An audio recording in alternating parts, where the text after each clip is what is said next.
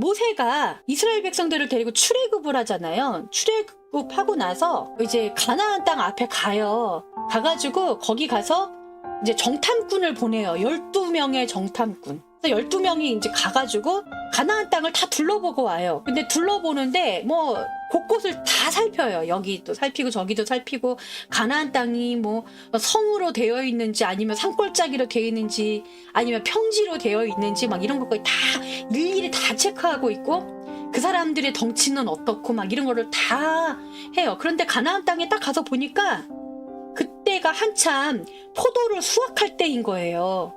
그래서 이제 가서 봤는데 사람들의 키가 장대같이 큰 거야. 완전히 키도 크고 덩치도 확 이렇게 크고 열매가 막 두 사람에서 들어도 모자랄 정도로 포도송이도 엄청 크고 12명이 이제 돌아왔어요. 돌아와서 하는 말이 뭐냐면 10명은 뭐라고 얘기했냐면 어우 우리 그 땅에 가면은 죽어요. 그 사람들은 엄청 크고 우리는 진짜 메뚜기 같잖아요. 그래서 그 사람들하고 싸우면 우리는 반드시 죽어요. 우리는 거기 들어가지 맙시다. 그렇게 얘기를 해요. 그러니까 이제 그 중에서 두 사람, 여호수아와 갈렙이라는 두 사람은 뭐라고 얘기하냐면은 무슨 소리예요. 우리는 하나님이 함께 있잖아요.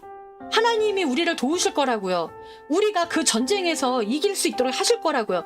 그들은 우리의 밥이에요. 이러면서 막 호기롭게 막 얘기를 해요. 그래가지고 거기서 들어가니 많이 뭐 얘기들을 막 하다가 이스라엘 백성들이 갈라지고 막 이런 사건이 한번 있어요. 여기 이 내용을 가지고 목사님들의 설교를 한번 들어봅시다. 기독교 교회는 이렇게 얘기를 하죠. 부정적으로 하나님이 하시는 일을 부정적으로 얘기를 하지 마세요. 하나님의 일에 왜 토달아요? 불평불만을 하지 말라고요. 여호수아와 갈렙처럼 긍정적인 마인드로 그렇게 해야 그 사람들은 하나님이 우리와 함께 한다. 저들은 우리의 밥이다. 이러면서 용감하게 들어가잖아요. 그러니까 하나님이 이스라엘 사람들이 그 여리고 성이랑 이런 가나안 땅을 정복할 수 있게 하시잖아요. 여러분들 불순종한 사람들은 어떻게 됐죠? 다 뱀이 와가지고 물고 어쩌고저쩌고 역병이 들고 난리가 났어요. 그런데 순종한 여호수아와 갈렙은 가나안 땅까지 들어가요.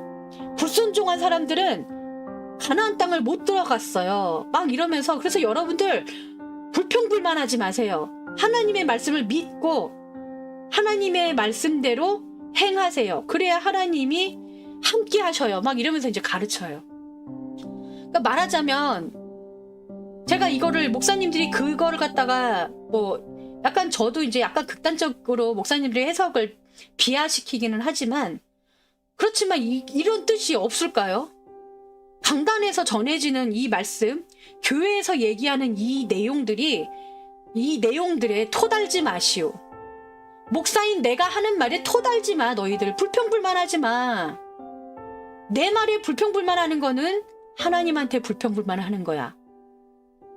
하나님한테 불평불만하면 어떻게 되는지 알아? 너희들 천국 못 가. 기독교에서의 가나안은 천국을 의미하는 거예요. 그렇게 또 얘기를 해요, 목사님들이. 불평불만하면 천국을 못 간다. 그 12 정탐꾼들 중에서 10명이 우리는 가서 못 이겨요. 우리가 어떻게 이겨요? 저들을 어떻게 이겨요? 막 이렇게 얘기했던 사람들은 다 가나안 땅을 못 들어갔다는 거죠. 그런데 여호수아와 갈렙은 긍정적으로 그거를 얘기했던 사람들은 들어갔다는 거예요. 그러니까 여러분들 하나님의 말씀에 순종해야지 천국 갑니다. 교회의 말에 순종하라는 거죠.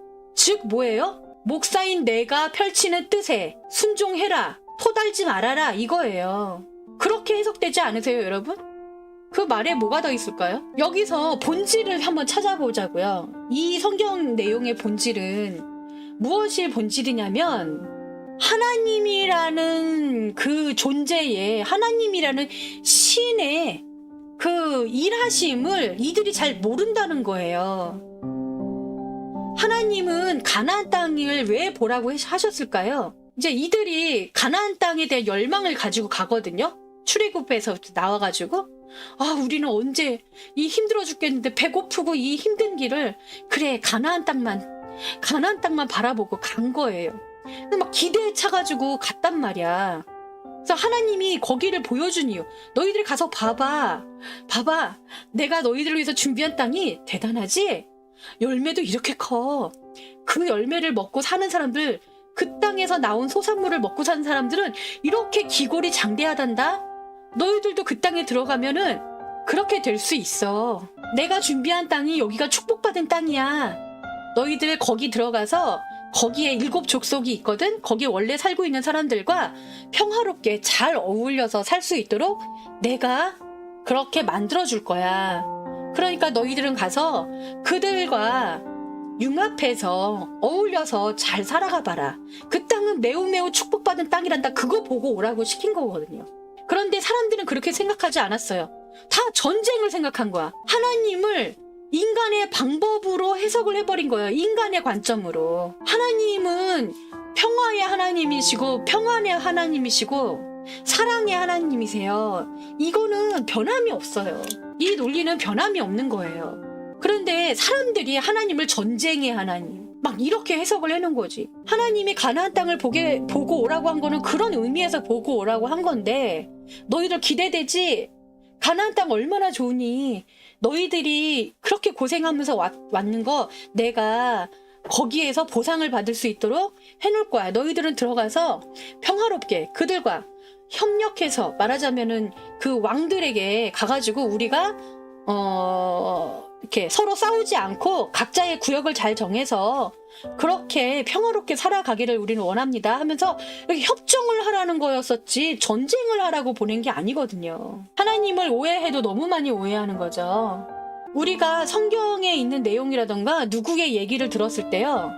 어떤 사람이 얘기를 듣고 메시지를 들었을 때 저 사람이 어떤 본질을 어떤 걸 전하고 싶어하나 그 뜻을 봐야지 그 말꼬리 하나 단어 하나 이거에 그 나타나져 있는 표면적인 것만 봐서는 안 되는 거예요.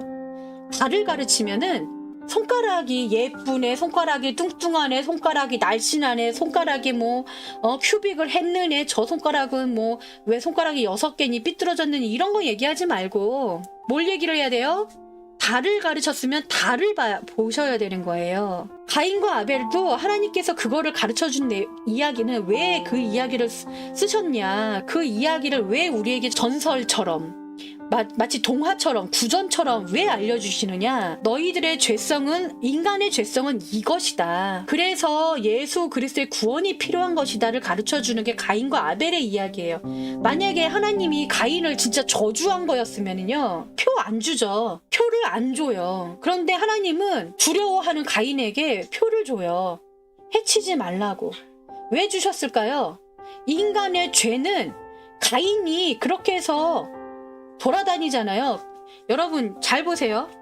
그때 당시 때는 움막들이 다 자기 구역이 정해져 있어요. 다 구역이 정해져 있는데 누군가가 유리하고 돌아다녀. 정해진 곳이 없고 막 돌아다녀요. 그러면은 주변 사람들이 자기네 쪽으로 와. 그러면 자기네를 공격하는 줄 알고 그를 죽이지 않겠어요? 인간의 죄성이라는 건 그래요. 내가 살기 위해서 남을 죽이는 거예요. 그렇기 때문에 하나님이 죽이지 말라고, 얘는 너희들을 죽이러 오는 자가 아니라는 표를 줬다는 거는 너희들이 가인과 함께 살아갈 존재라는 걸 가르쳐주는 표예요. 서로 싸울까봐. 죄의 인간들은 어떤 형태든지 싸우고 서로 죽이고 하거든요. 가나안 그 땅을 정탐시킨 이 사건도 전쟁을 말씀하신 하나님을 그 땅을 가서 정복하라고 한 거는 성경에 보면 정복하라 막 이런 내용이 나와 있는데요. 이거는 하나님의 명령이 아니에요. 하나님의 뜻을 들은 인간이 인간의 언어로 표현한 거지. 인간식으로 재해석을 해서 써놓은 거예요, 이게. 그리고 여러분 정복하라라는 뜻의 진짜 뜻이 뭔지 아세요? 정복하라. 정복하고 다스리라. 정복하고 다스리라는 뜻은 어떤 뜻이냐면요. 통치하라. 무력으로 그들을 휘어잡아라. 막 그런 뜻이 아니고 다스리는 거. 평화롭게 그들과 어울려서 보호하라는 뜻이에요. 그 창세기에 보면은요. 어떤 내용이 나와 있냐면 하나님께서 동물들을 막 만드시고 그 다음에 식물들을 먼저 만드시고 이렇게 하시면서 동물을 만들고 나머지 인간을 만들면서 하신 말씀이 이것은 다 너희에게 주는 것이니 너희가 그들을 정복할지니라 이런 단어가 나오거든요. 거기에서의 정복은 우리가 옛날에는 왜 동물들을 나보다 연약하거나 이런 것들을 보호하지 않고 지배했죠. 야만의 시대 때는 그랬단 말이에요. 선진국으로 가면 갈수록 연약한 것들을 보호해요. 그리고 함께 살아가요. 하나님의 정복은 그런 의미예요. 통치하고 다스리고 이런 게 아니고. 왕이라는 거는 뭐예요? 그때 당시 때 옛날의 왕들은 백성들을 돌보고 백성의 그 부모가 돼가지고 백성들을 이렇게 살기 좋게 만드는 그런 의미보다도 백성들은 자기를 떠받들어야 돼. 그리고 자기는 통치하는 거예요. 통치. 권력을 누리고 권력으로 그들을 통치하는 거죠. 짓누르는 거. 내가 하라면 해. 왕의 명령이야. 이게 통치의 개념인데 인간들은 성경에 써져 있는 정복이라는 단어를 그렇게 해석을 하는 거죠. 그래서 가나안 정탐꾼의 그 12명의 정탐꾼의 이야기는 하나님이 우리와 함께하면 전쟁에서 이긴다. 아니다. 우리는 연약해서 전쟁에서 이길 수 없다. 인간들은 이분법적으로 자꾸 그렇게 전쟁하냐 안 하냐 이건데 가나안 땅에 7족속이 있는데 그들과 싸워서 이겨라를 가르쳐준 게 아니고요. 그들과 하나가 돼서 싸울 필요가 없는 상태를 만들어라.